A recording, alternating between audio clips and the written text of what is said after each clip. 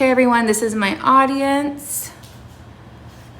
I'm going to set them down.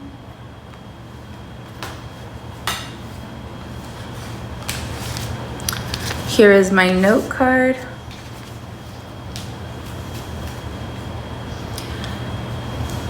Imagine you rush to the emergency room with chest pain and shortness of breath.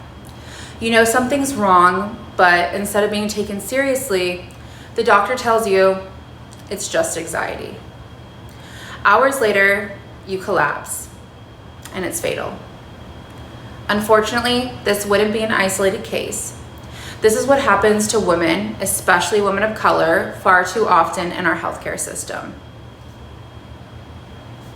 Whether it's your mother, sister, best friend, or even yourself, every one of us knows a woman. So this isn't just about statistics. It's about real people, people we love, being dismissed and misdiagnosed in moments when they need care the most. After researching this topic thoroughly through medical studies, news reports, and real patient stories, I found a consistent pattern of neglect and bias.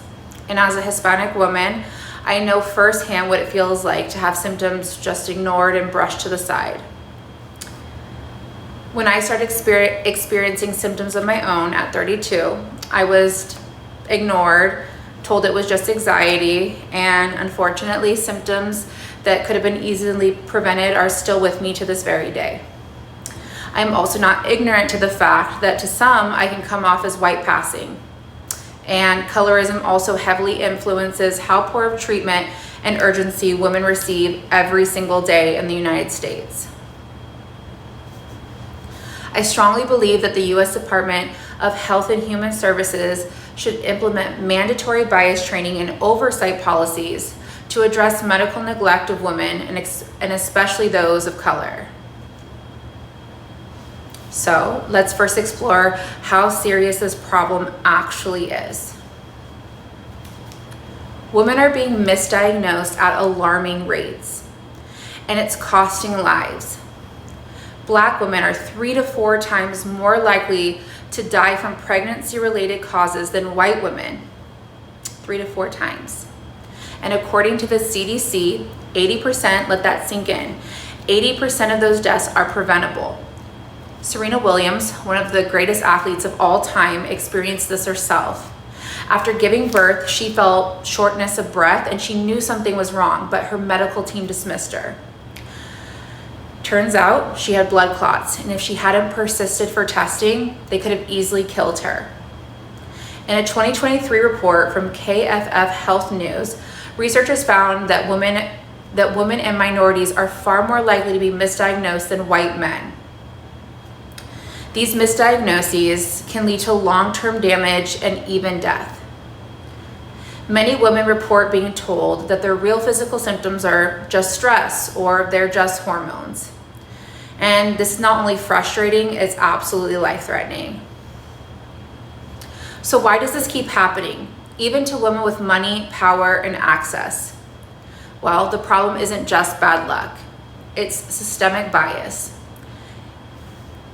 Implicit bias is when healthcare providers unknowingly let stereotypes influence how they treat their patients.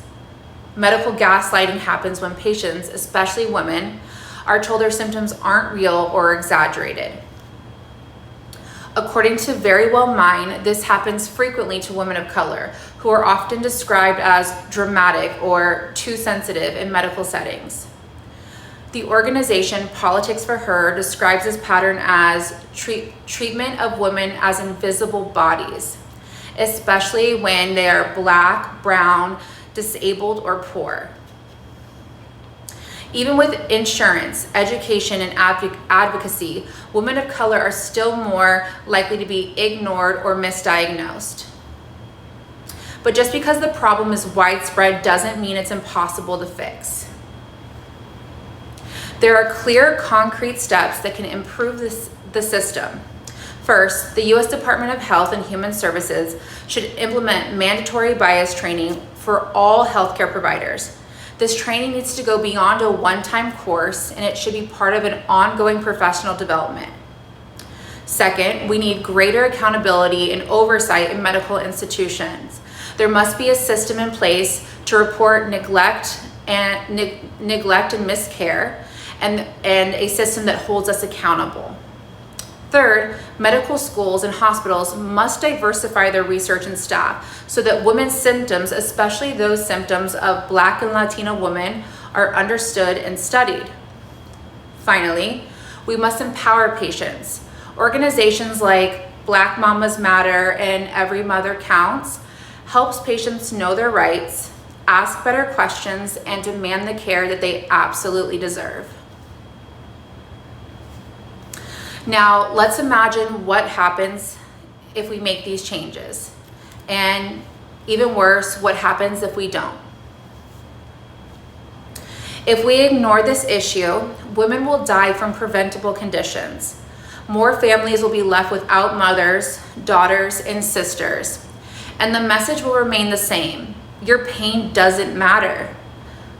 But if we act, women will be believed when they speak up. Life-saving conditions will be caught early and not brushed to the side. And women of color will finally receive the respect, care, and dignity that they so very much deserve. Today, we've talked about how women, especially those of color, are being dismissed and misdiagnosed. We've seen how bias and gaslighting fuel this crisis, and we've discussed realistic solutions to fix the problem through training, oversight, and patient empowerment. No woman, absolutely no woman, should have to beg to be taken seriously.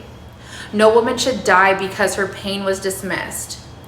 The next time someone you love walks into a hospital or even doctor's office, don't let the system silence them. Let's demand this healthcare system that they listen to us and they believe us and they save our lives. If you want to learn more or get involved, please visit blackmamasmatter.org or everymotheraccounts.org. Share their resources. Ask questions during appointments.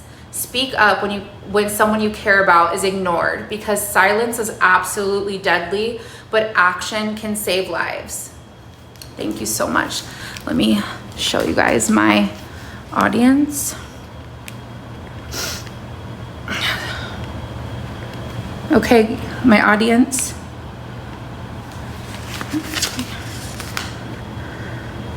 You want to wave? Okay, thank you.